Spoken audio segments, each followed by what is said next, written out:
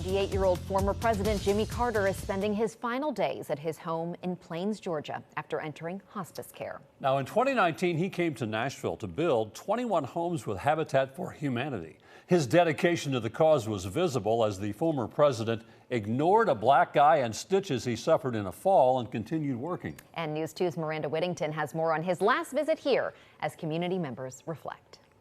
In the quiet neighborhood of Park Preserve, He just gave me a lot of inspiration to do better. Taria Perry reflects. The fact that a former president came all the way here to contribute his knowledge, his everything, it was huge. I wanted to meet him. 4 years ago, this North Nashville neighborhood was filled with 1,500 volunteers, one of them being former President Jimmy Carter. Well, I think one thing is it lets us put our faith into action.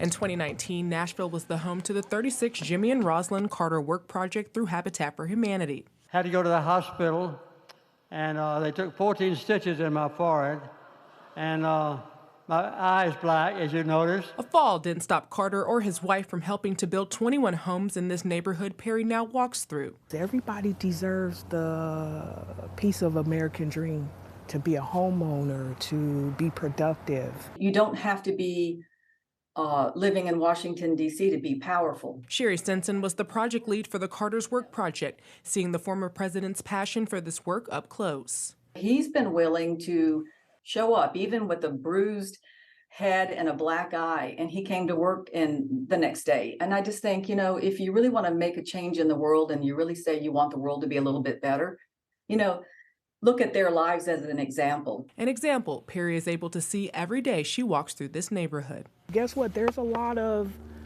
bad in the world, but if someone like that can spread so much, we can make it better. It can be better. In Nashville, Miranda Whittington, News 2. I was fortunate enough to interview President Carter that day, and I told him I'd interviewed him in 1976 when I was working in Peoria when he ran for office, ran for the presidency, and again in 1981 in Plains, Georgia when I was working here when he got out of the White House and the hostages were released. And he said to me, "Nice to see you again." And it's amazing that he had that legacy, and now he has this for so many families across the country. Cities all across the United States. It's terrific.